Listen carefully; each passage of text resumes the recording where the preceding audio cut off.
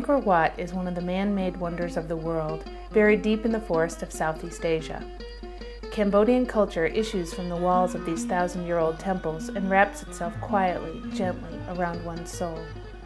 It's hard to imagine what her people have endured, and even harder to understand why. Beginning with the war in neighboring Vietnam in the early 1970s that gave rise to Cambodia's genocidal Khmer Rouge regime, 30 years of continual civil war have destroyed the Cambodian economy, its healthcare, and its education system, leaving her one of the poorest countries in the world.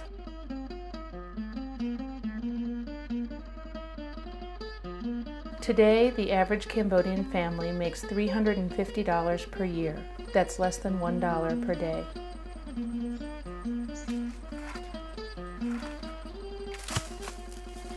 There is one doctor for every 8,000 people.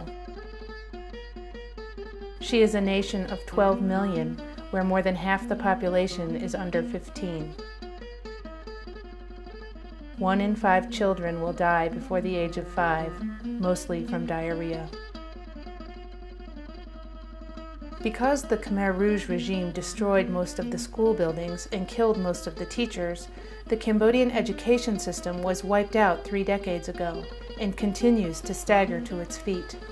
70% of the population remains illiterate. In this land of contrasts, where magnificent ancient history collides with epic human tragedy, my husband and I met our son Grady in an orphanage in 2001. While we were waiting to adopt him, we contacted American Assistance for Cambodia, a non-government, non-profit organization with a school construction project, and asked how we could help. We ended up deep in the Cardamom Mountains in a village called Charakdiek.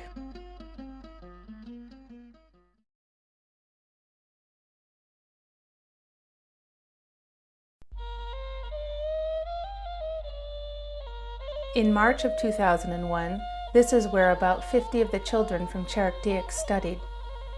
It was the beginning of the monsoon season, and I asked what they would do when the rains came. No school when it rains. There were hundreds more children in the village whose parents did not bother sending them to study when their time could be better spent in the forest foraging for food. But the students present were eager to learn, and the teachers eager to teach. When I asked, "What do you want to be when you grow up?" I got a lot of blank stares. It was a dumb question in a world with no choices, but slowly the children began to dream. He wants to be a teacher. You want to be a teacher? Also the teacher. She wants to be the teacher too? Yeah. She wants to be a teacher. She wants to be a teacher. Hey, she wants to be a nurse or doctor. A nurse or doctor, very good. Saying mà ôn đi chăng thử ấy ngày cái đó. Nè, he want to be a doctor. A doctor, very good.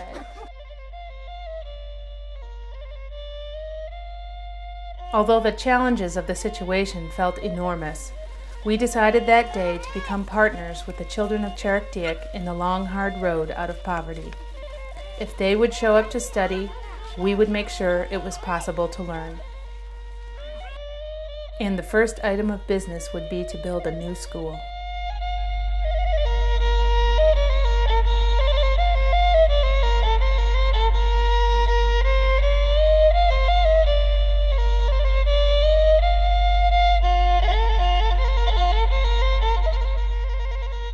Just a few kilometers down the road, the village leaders had already selected a site for a new school building.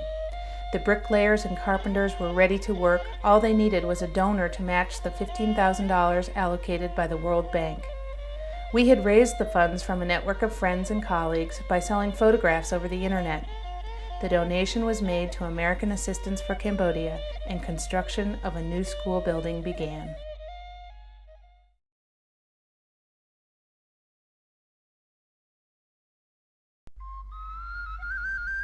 By the following school year, the building was ready.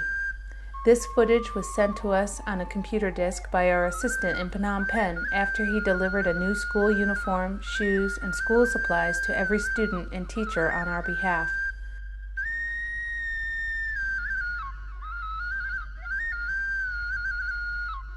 The Cambodian government requires children to wear a school uniform, and we did not want any child to be denied entrance because they didn't have one.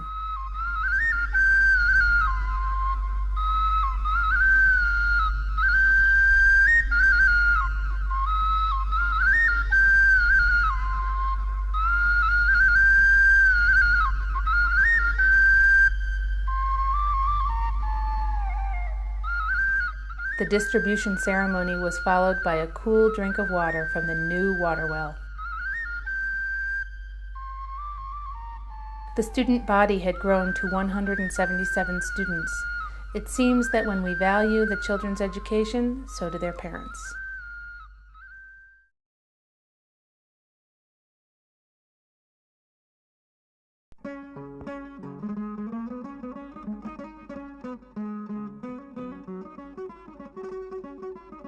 In 2003, I went to visit the school for the first time since it had been built.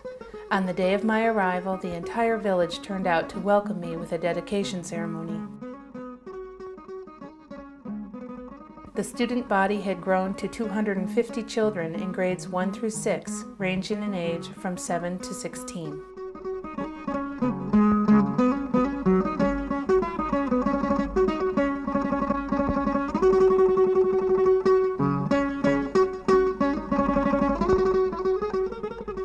A solar panel had been installed on the roof, but we did not have a computer or English teacher yet. I passed out more school supplies, and this time I brought with me art supplies.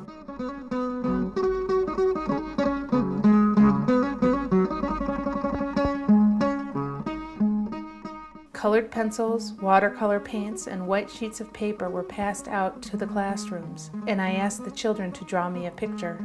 For most, it was the very first picture they'd ever drawn. I also learned that the Cambodian teachers had no pay and slept on the cement floor of the school.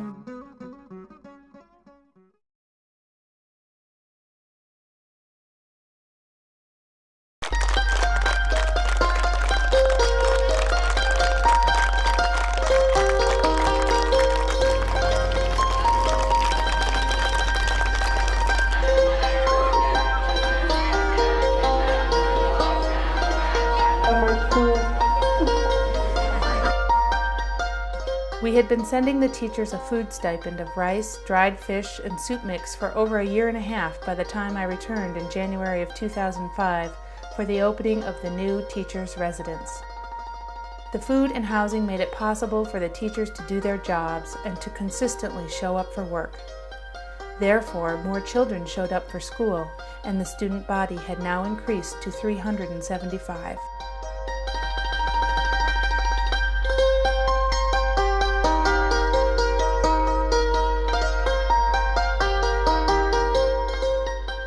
The students had a new playground that had been donated by a parent who was a truck driver from Phnom Penh.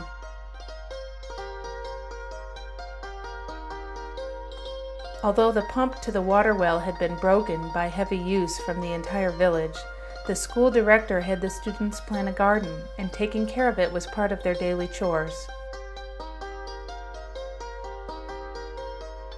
We fixed the well and donated an irrigation system so they could expand this project.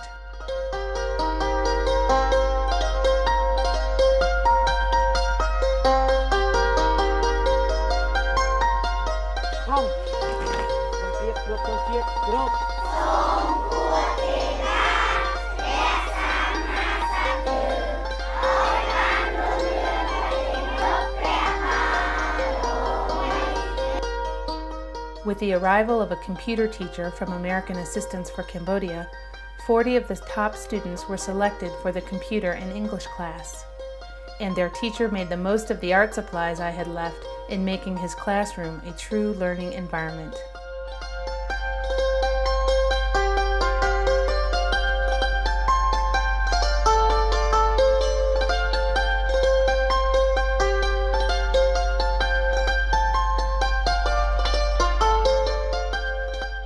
The moment I had been waiting for finally came when we held our very first library hour.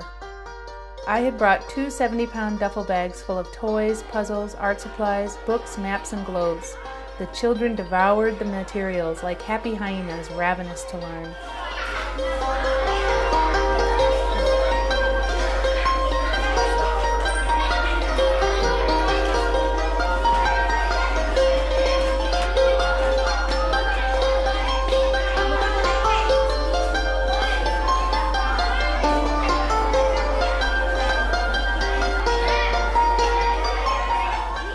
The children are reading, but they want to go to secondary school.